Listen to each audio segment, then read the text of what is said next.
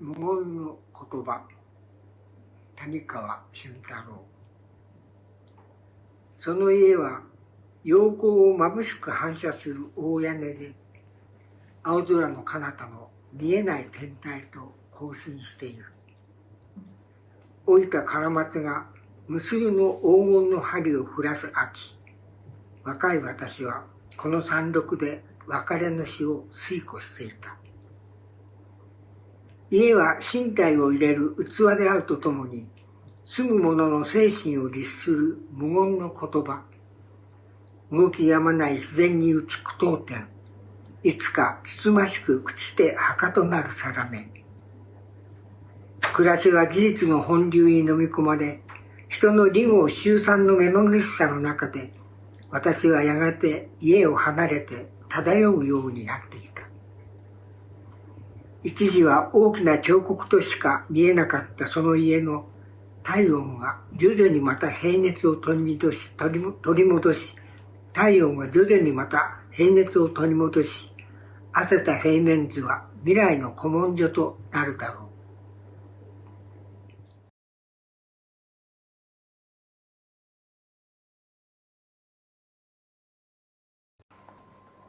黒水晶の家。寝転んでみた星空が綺麗で、ああ、今日からここに住むんだわって思った。家具もカーテンも揃えてなかったから寒かったけど、あなたが考え尽くした場所だから、私は馴染んでいけるんだろうって。木の気配に耳を澄ませながら、足裏に丁寧な呼吸をしながら、ゆっくりパンを切り分けて、壁に体温を巡らせて、天井に言葉を震わせて、小さな息子は手すりの間を落ちたけど、娘は部屋に友達を呼べないって拗ねたけど、半地下で格闘するあなたの気配も丸ごと感じて、二人は朝の青空を確かめる子に育った。一枚の扉にも遮られない。この家のどこにいても等しく美味しい空気を細胞に満たして。振る舞いが起こす風と繰り返す微笑み。分け合う吐息の深み。一つ一つを練り上げて、私たちが培った空間は、今、静かな太陽と影をすくい取る棚心。どこにでもある材料を集めて切り出した、どこにもない人肌の宇宙。あなたの設計図は予言書だった。あの夜、いじらしい歴史を未来に潜めて、天体の瞬きを反射していたジェム。私は知ってる。窓から見上げた星々も、この家を見つめていたことを。遥かな、自らの地上に生まれた分身として。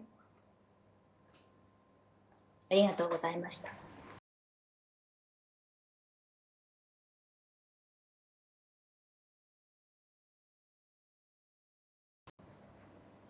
100億年の家。だんだん喋るようになってきた家が、おいでと言う。中へ、もっと中へ。古い通学路のような小道を曲がって、アブラムシの大群をくぐり、渡り廊下の屋根の下、あるものはからかさを畳み、あるものは軒先に実を干して、中へ消えていったことを思い出す。3個、3人、1個ずつ。楽しい呪文が響いて、今は令和、家族3人の木陰の生活が始まっている。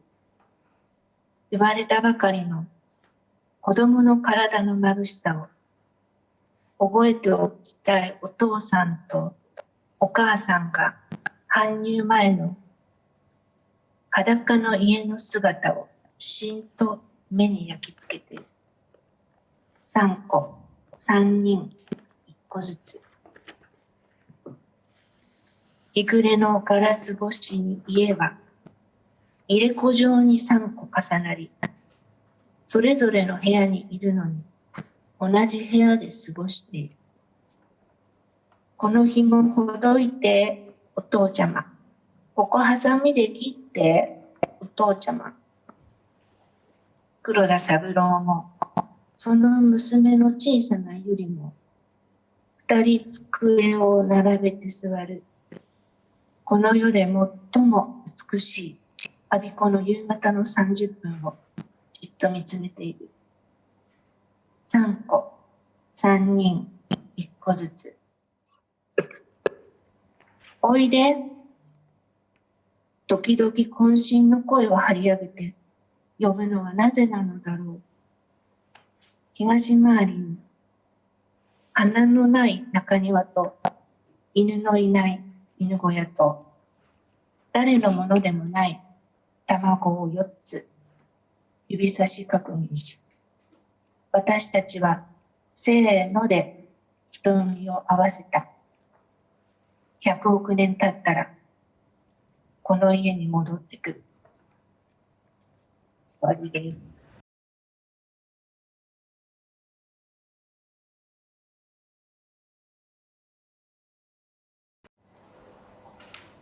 立路寺の家、記憶、高野康光設計、立路寺の家に高貝博也。2020年10月23日、私はあなたの家に触った。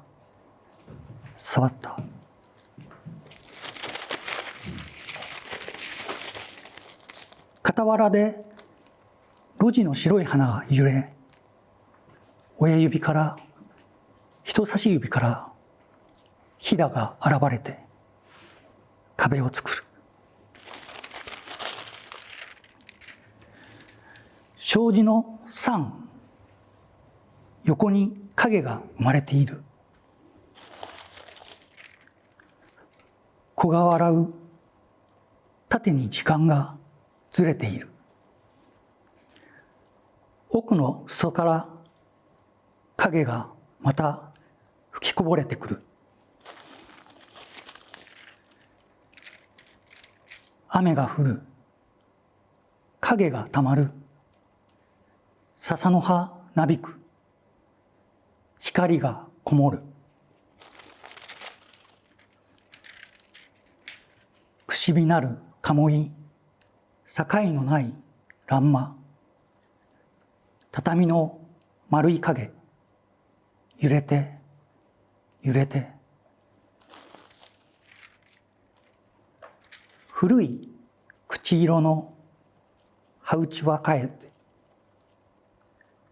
土の奥、深い石が水を吸っている。どこか他の場所であなたは粘土をこねているよう。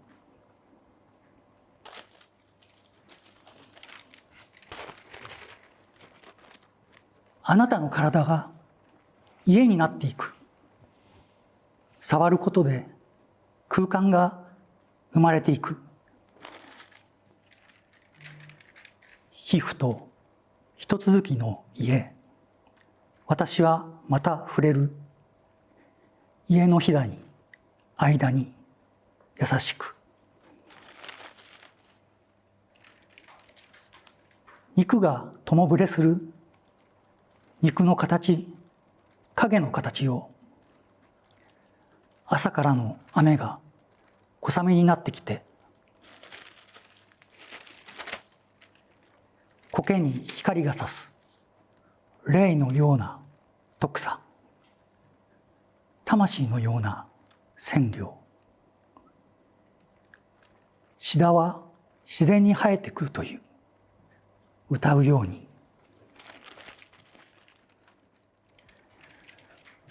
象の子供が優しい隙間で泣くよ。細い音色が伸びるように狭い路地に響いていて、あの障子紙の薄さ、柔らかく長い動線が螺旋階段をまた登ったり降りたり、路地を伝って光の精が今かけてくる。ありがとうございました。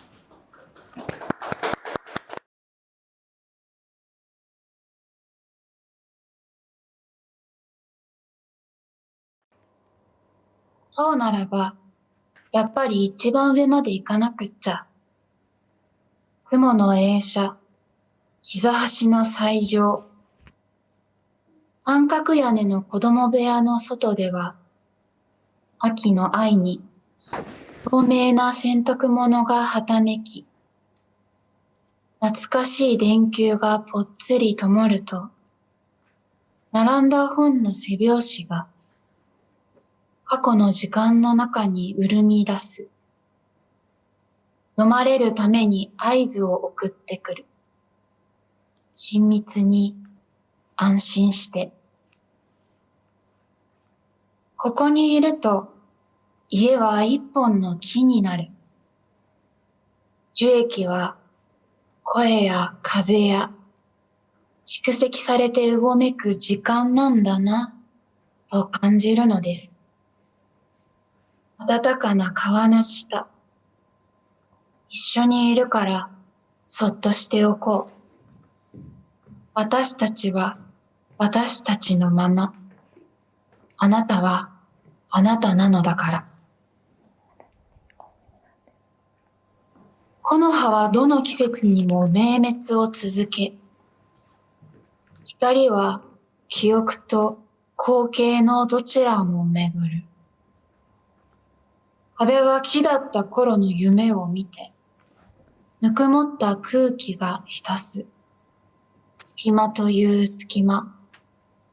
危なくなんてないよ。ここではすべてがあなたの居場所。これだけでこと足りるということの素朴な嬉しさをずっと昔に知っていた。そのままでいなさい。そのまま。眠るときは一つ下の階に行こう。私にはいくつも私があって、眠りの中にまとまってゆく。家もすべてがベッドになって眠りにつく。隠しながら、いつの間にか大きく育ち、塔はそびえながら、もっと小さくささやかになり、火は目を閉じる。夜の火を丸く灯す。宿す。キッチン兼リビングの1階には、ぬくもりがたっぷりとたまる。光と風は、ここからも新しくやってくる。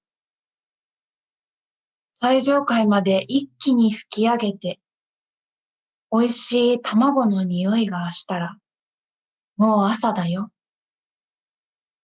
来光、光、さんさん。蒸気さんさん。木の芽さんさん。空気の柱さんさん。白い月の一つ下の階。三角屋根の鋭角にだけ、まだ夜の優しさが溶け残っている。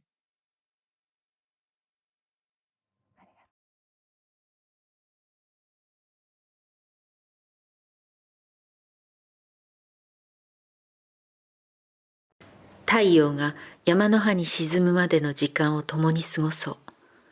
私たちは集まった。靴は脱がなくていい。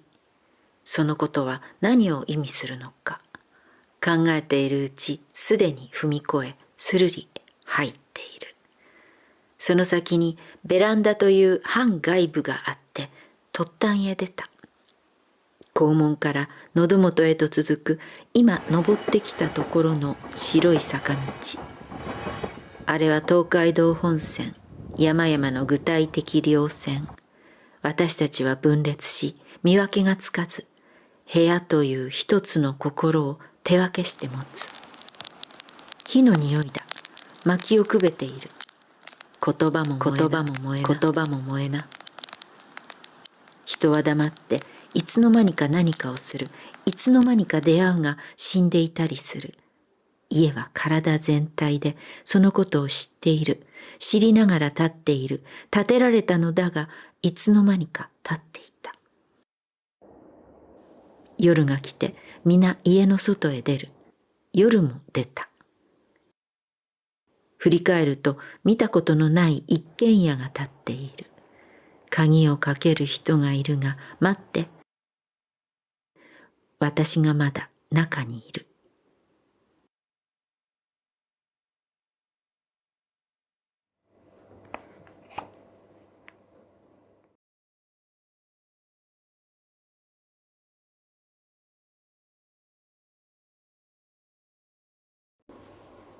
タイトルは光の背骨と言います。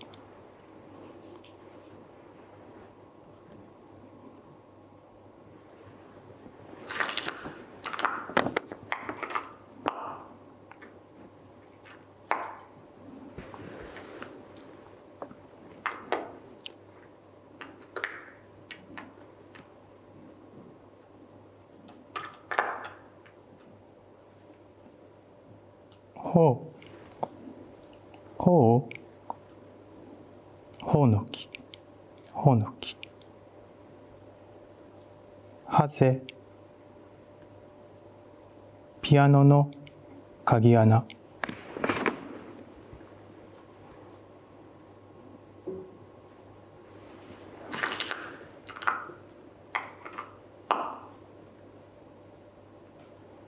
木、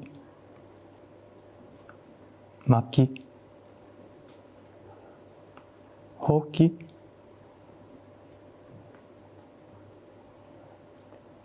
立ち割った光の背骨、ほほむ、炎、しー、くすくす、くすくす。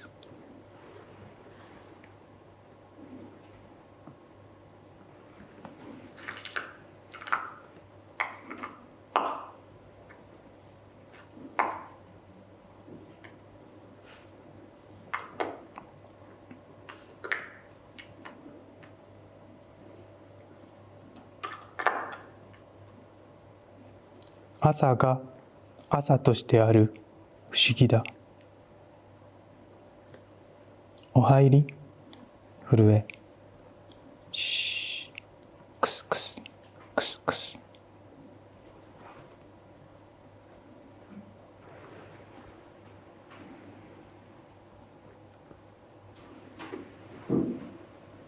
窓。そこここ。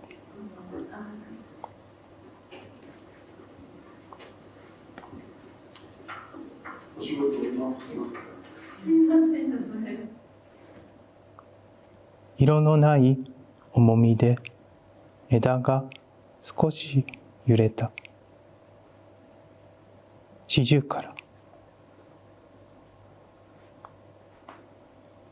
木、そのままそのもの。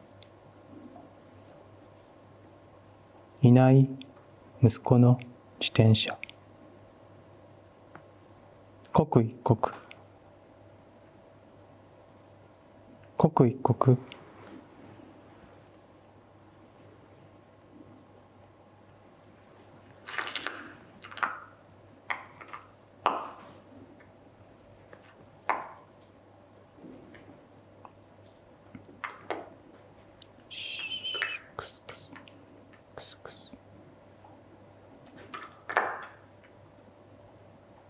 剥がれない写真の内を打つどんぐり。刻一刻刻一刻訪ねてきていて、刻一刻訪ねてきていて、夢そのままそのままそのもの。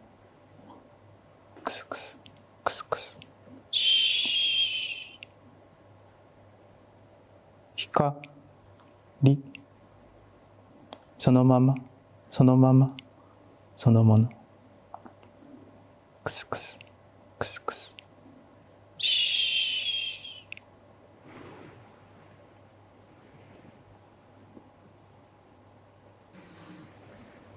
クスクスクスクス。シー。クスクスクスクス。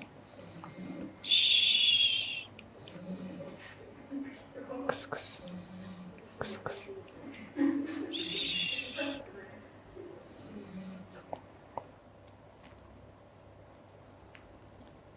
朝が朝としてある不思議だ。お入り震え。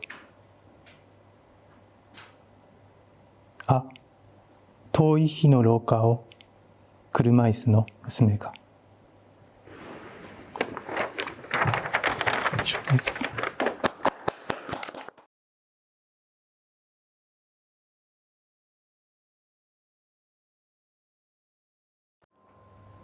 日の家。馬に食わせる薬草をする音がする。生きむ女をなだめすかすバーの声も聞こえる。岩肌を洗う波の響きと噴煙とともに地を揺るがす轟き。目を閉じることで聞こえてくる音がある。耳を塞ぐことで蘇る光が。三人はまだ眠っている。上の兄の手の包帯が滲んでいる。妹の鼻筋は次男のそれより通っている。火と水と土に抱かれて、家ははらんでいる。何人もの良き四郎に見守られて、用水を揺らしている。シャッターが上げられる。バイクが出て行く。たった一回きりの宇宙の出来事。そのすべてが塵のように朝日にきらめいている。変わる変わる三度、開け閉めされる川屋の戸のギーバタンを聞きながら、産声を待っている。以上です。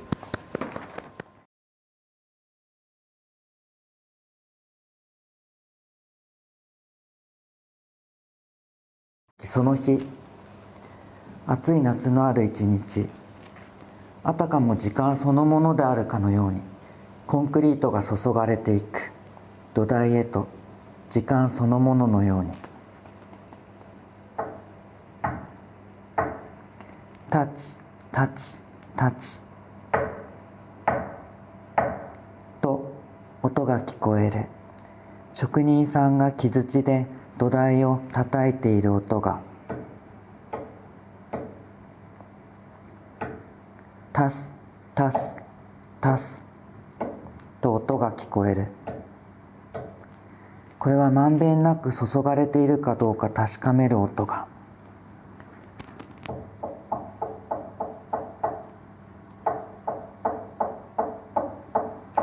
それはあたかもタッチタッチタッチ。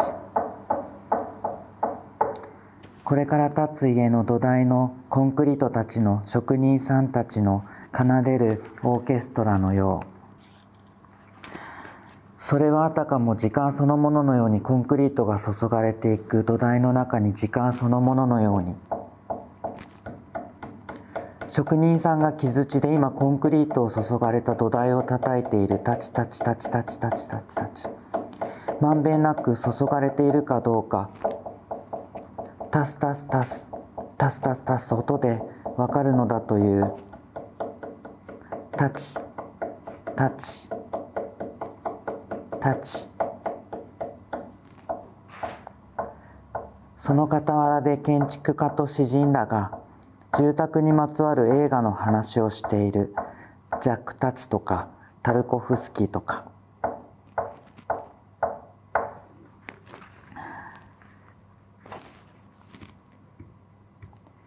階段を上ると空がぐっと近くなる。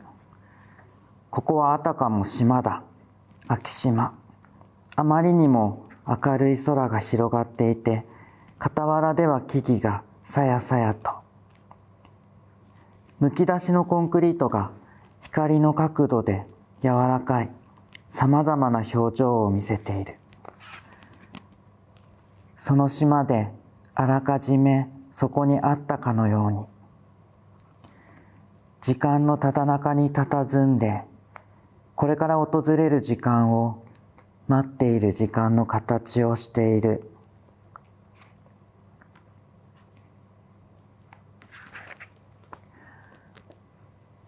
空間が感覚に思考を与えていくとき、棚は記憶のひだであり、アーチをくぐることはめくられる本のページであり、階段を上り下りする足がページをめくる指であり、